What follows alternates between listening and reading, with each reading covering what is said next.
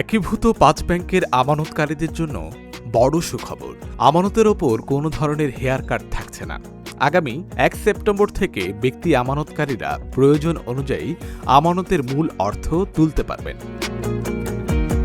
বাংলাদেশ ব্যাংকের গভর্নর মোহাম্মদ মুস্তাকুর রহমানের সঙ্গে মঙ্গলবার সাক্ষাৎ করেন সম্মিলিত ইসলামী ব্যাংকের চেয়ারম্যান কাজী সাইরুল হাসান ও ব্যবস্থাপনা পরিচালক আবেদুর রহমান শিকদার।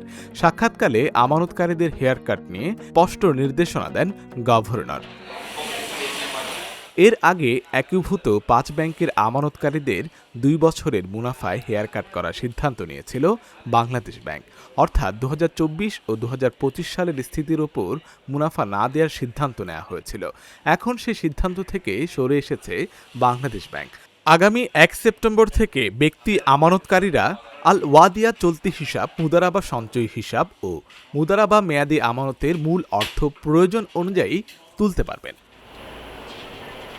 জাতীয় সংসদে অর্থমন্ত্রী আমানতকারীদের মুনাফার উপর কোনো ধরনের হেয়ার কাট থাকবে না বলে ঘোষণা দেওয়ার পরও বিষয়টি নিয়ে আমানতকারীদের মধ্যে অস্পষ্টতা ছিল।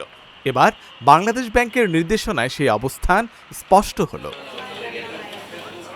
গত বছরের ২৯ ডিসেম্বর ঘোষিত স্কিম অনুযায়ী ইতোমধ্যে আমানতকারীদের অর্থ ফেরত দেওয়া হচ্ছে। এবার ১ সেপ্টেম্বর থেকে ব্যক্তি আমানতকারীদের জন্য ব্যাংকের লেনদেনের পরিধি আরও বাড়ছে।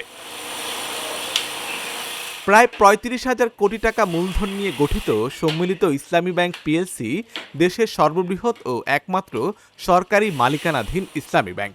চলতি বছরের ১৪ জানুয়ারি একীভূত ৫ ব্যাংকের আমানতকারীদের মুনাফায় হেয়ার কাট করার সিদ্ধান্ত নিয়েছিল বাংলাদেশ ব্যাংক।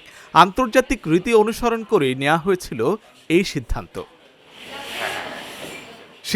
ঘোষণার পর থেকেই আমানতকারীরা হেয়ার কাট নিয়ে আপত্তি জানিয়ে আসছিলেন। শেষ পর্যন্ত সে সিদ্ধান্ত প্রত্যাহারে স্বস্তি ফিরছে গ্রাহকদের মধ্যে।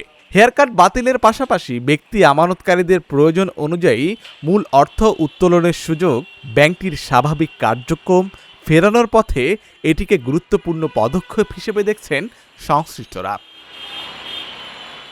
আশিক আরেফিন, ঢাকা জার্নাল।